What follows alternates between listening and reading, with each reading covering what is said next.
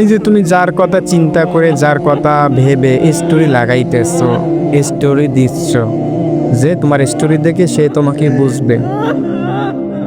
আরে যে তোমার মুখের সহজ ভাষা বুঝলো না, যে তোমার মনের ভাব বুঝলো না, সে কি করে তোমার স্টোরি দেখে তোমাকে বুঝবে বলো আমাকে? এটা না, মানে তুমি যতই চেষ্টা করো যে তোমাকে বুঝবে না, তুমি অনেকভাবে তাকে বুঝাইছো, ফিরে আসার সময় হয়তো তোমাকে ছেড়ে কেউ চলে গিয়েছে, তুমি তাকে বুঝাইছো কিন্তু সে বোঝে নাই। এখন তার জন্য তুমি স্টোরি লাগাই দোষ তাকে দেখানোর জন্য, সে স্টোরি, তোমার স্টোরি, তোমার কষ্টের স্টোরি দেখে তোমার কাছে ফিরে আসবে। এটা তোমার ভুল ধারণা, ঠিক আছে? তোমার মুখের ভাষা যে বোঝে নাই, সে তোমার স্টোরি দেখেও কিছু বুঝবে।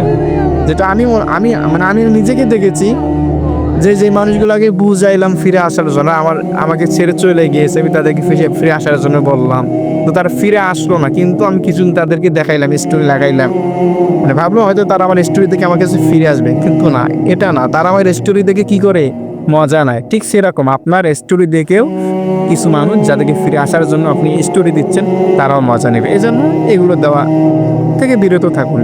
হয়তো আমি বলতেছি বিরত থাকুন, কিন্তু আসলে বিরত থাকা যায় না। হয়তো আপনি আমি আছি, এটা দিতে অনেক ভালো লাগে, এই জন্য আমরা স্টোরি দিই, তাই ঠিক না?